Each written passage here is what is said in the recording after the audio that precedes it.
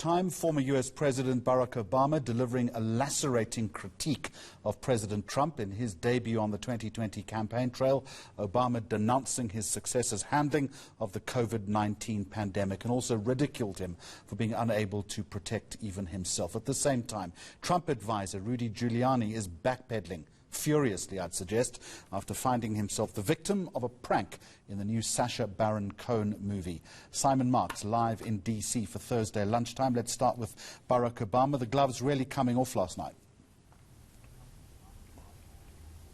Yeah, very much so, Jeremy. I mean, this was Barack Obama's somewhat belated entrance onto the campaign trail. He addressed one of Joe Biden's drive-in rallies in Philadelphia. Remember that because of COVID-19, Joe Biden is holding all of these events as drive-ins. The crowds stay in their cars and sound their horns to articulate their approval of everything that the Democrats are promising to do if they win the keys to the White House. But regardless of whether Barack Obama should have got involved in this race a little bit earlier, it certainly was an absolutely clarion speech by the former president, essentially pointing to the absurdity and, as he put it at various points in the speech, the craziness of the situation that the country now confronts, and urging people to get behind Joe Biden in a bid to end the highly unpredictable, highly unconventional presidency of Donald Trump, a man that he said simply was not equipped to do the job of leading the nation, and a man who had demonstrated that he absolutely wasn't willing to do the work necessary to be president of the United States. The crowd in Philadelphia loved it. We're told we're going to be seeing a lot more of Barack Obama in the days ahead. Joe Biden was not there. He was hunkered down yet again at home in Wilmington, Delaware, preparing for the debate that will get underway here in the United States in a few hours' time. But he definitely got an assist from his former boss, Barack Obama, in that rally last night. Let's reference that debate very quickly. Early hours of the morning, South African time. New rules, but who knows what's going to happen?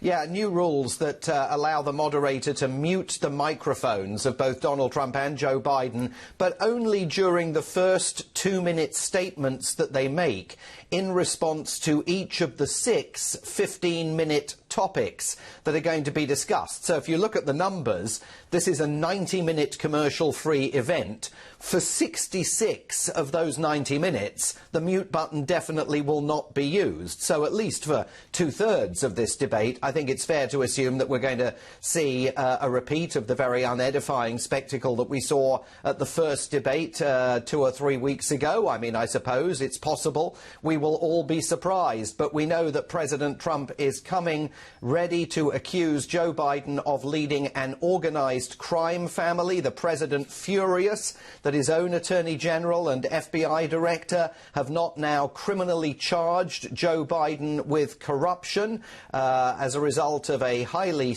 dubious and unsubstantiated article that was published last week in the New York Post. I think there's every reason to believe that this is going to be another very brutal standoff between these two men, and the American voters once again will be the losers.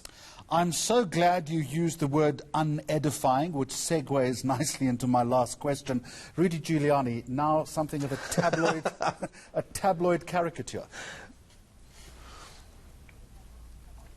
Yeah, I mean, it's really quite extraordinary. Rudy Giuliani, the former mayor of New York, of course, rose to international prominence after the attacks on America in September 2001. Now the president's personal lawyer, and actually the man who dug up some of that material that the New York Post published last week that is still being investigated to see if it's got any veracity.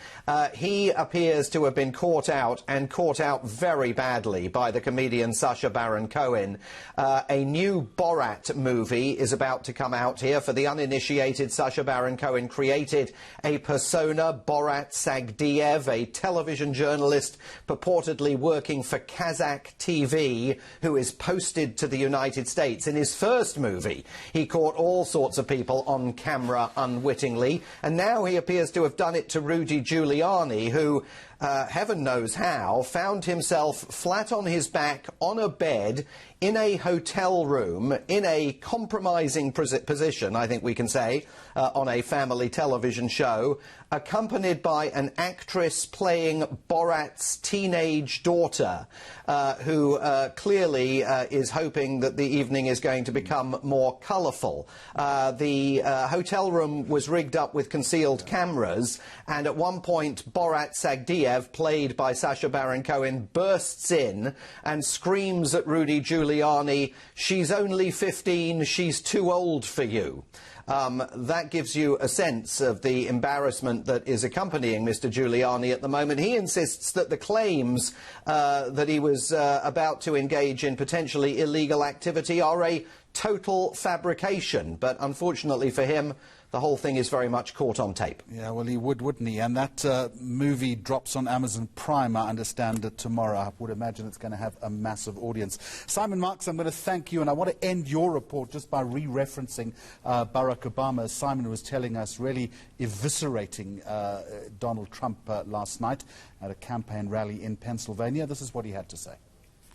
Our democracy is not going to work if the people who are supposed to be our leaders lie every day and just make things up. I mean, and we've just become numb to it. We just become immune to it. Every single day. Fact checkers can't keep up. And look, this notion of truthfulness and democracy and citizenship and being responsible, these aren't Republican or Democratic principles, they're American principles.